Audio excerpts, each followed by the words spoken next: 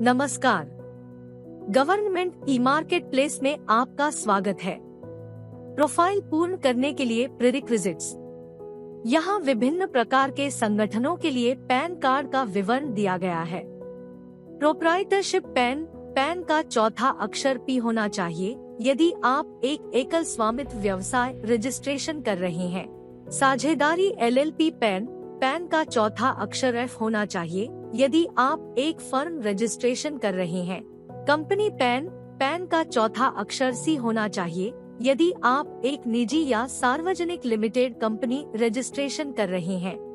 Trust या society pan का चौथा अक्षर T या A या B होना चाहिए यदि आप ट्रस्ट या सोसाइटी या व्यक्तियों के संघ को रजिस्ट्रेशन कर रहे हैं। यदि आप केंद्र या राज्य सरकार के रूप में रजिस्ट्रेशन कर रहे हैं तो सरकारी पैन का चौथा अक्षर G होना चाहिए। आपको चाहिए होगा आपके व्यवसाय के इनकॉर्पोरेशन रजिस्ट्रेशन की तिथि, CIN, कंपनी सूचना संख्या यदि आप एक निजी या सार्वजनिक लिमिटेड कंपनी के रूप में रजिस्ट्रेशन कर रहे हैं। पिछले 3 वर्षों के लिए आयकर रिटर्न विवरण, ITR फॉर्म और ITR पावती। DIPP नंबर यदि आप स्टार्टअप इंडिया के तहत रजिस्ट्रेशन है। उद्यम संख्या यदि आप एक सूक्ष्म या लघु उद्यम है। खाते के लिए बैंक विवरण, खाता संख्या और IFSC कोड जिसका उपयोग जैम पर किए गए व्यवसाय के लिए किया जाएगा। GSTIN नंबर के साथ बिलिंग पता। GSTIN के अभाव में आप जैम पर 2.5 लाख रुपए से अधिक के किसी भी ऑर्डर को स्वीकार नहीं कर पाएंगे। आपका प्रोफाइल चयन 4 अनुभागों में विभाजित है। मेरी कंपनी के अंतर्गत आपको कई क्षेत्र दिखाई देंगे। आवश्यक फील्ड है पैन वेरिफिकेशन, कंपनी का विवरण, कार्यालय स्थान, बैंक खाते, इनवॉइस घोषणा। वैकल्पिक क्षेत्र है कर निर्धारण, MSA, स्टार्टअप, DOE आदेश अनुपालन। माई एक्शन के अंतर्गत आपको निम्नलिखित टैब दिखाई देंगे। विक्रेता मूल्यांकन, OEM पैनल, रीसेलर पैनल। व्यवसाय या संगठन का प्रकार बदलें, खाता बंद करें। व्यक्तिगत सेटिंग के अंतर्गत आपको निम्नलिखित विकल्प दिखाई देंगे।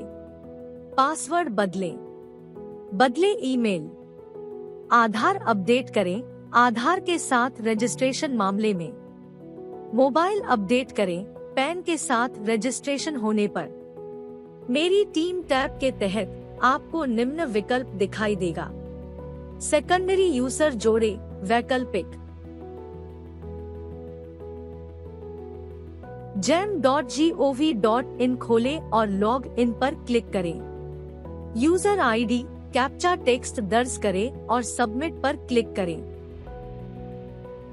पासवर्ड दर्ज करें और सबमिट पर क्लिक करें। ड्रॉप डाउन मेनू से आगे बढ़ने के लिए मेरा खाता पर क्लिक करें।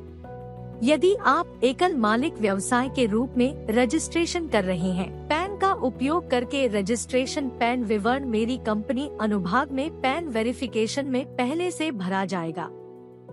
आधार का उपयोग करके रजिस्ट्रेशन पैन वेरिफिकेशन के अनुसार विवरण दर्ज करें। नाम आधार में जैसा ही होना चाहिए। प्रोप्राइटरशिप पैन के मामले में पैन का चौथा अक्षर P होना चाहिए। यदि आप पैन वेरिफिकेशन के समय संविधान का प्रकार बदलना चाहते हैं तो ऐसा केवल एक बार किया जा सकता है। आपको केवल व्यवसाय या संगठन प्रकार के अनुसार संबंधित पैन विवरण दर्ज करना होगा।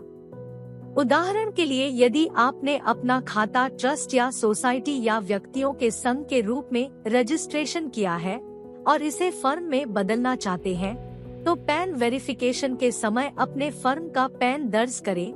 यह संदेश दिखाई देगा।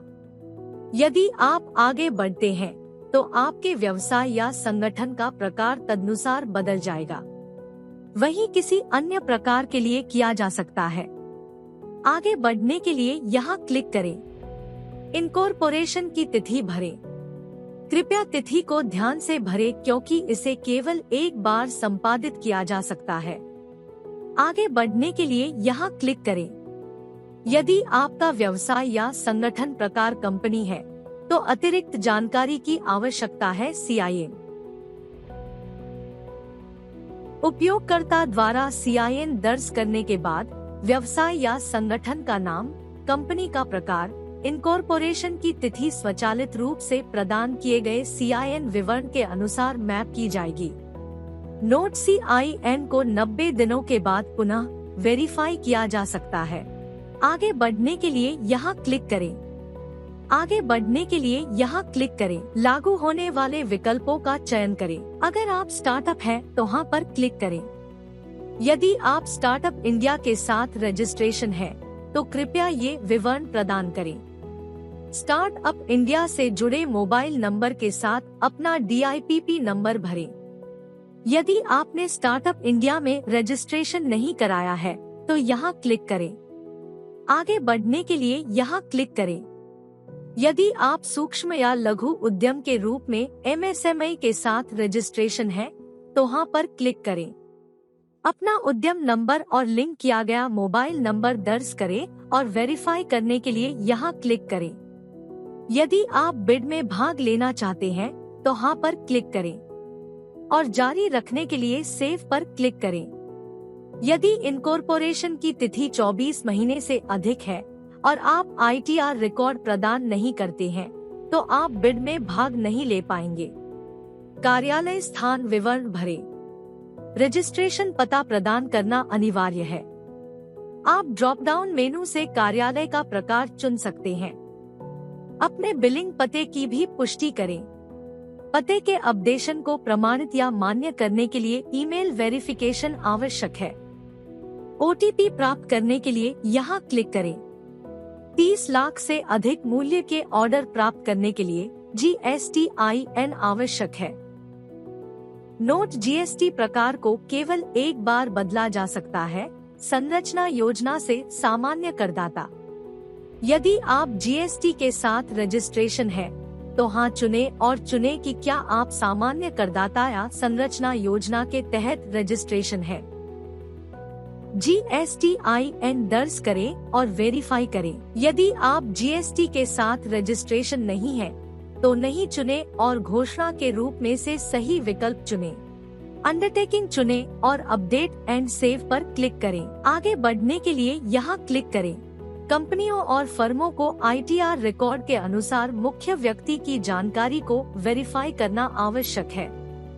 आगे बढ़ने के लिए विवरण भरने के बाद यहाँ क्लिक करें। आगे बढ़ने के लिए यहाँ क्लिक करें। अपना बैंक विवरण भरें और सेव। वेरीफाई टर्नओवर विवरण के लिए टर्नओवर टैब के लिए मान अपने आप आ जाएंगे। टर्नओवर विवरण नए उपयोगकर्ता या असत्यापित। टर्नओवर विवरण के लिए उपयोगकर्ता को स्वइनपुट के रूप में विवरण दर्ज करना होगा। कृपया निर्देशों को ध्यान से पढ़ें और ITR विवरण भरें। नया पर क्लिक करें और अलग अलग फाइनेंशियल ईयर के लिए ITR जोड़ें। ITR type ITR 3, ITR 4, ITR 5, ITR 6 चुनें। उदाहरण के लिए हमने ITR 5 को चुना है।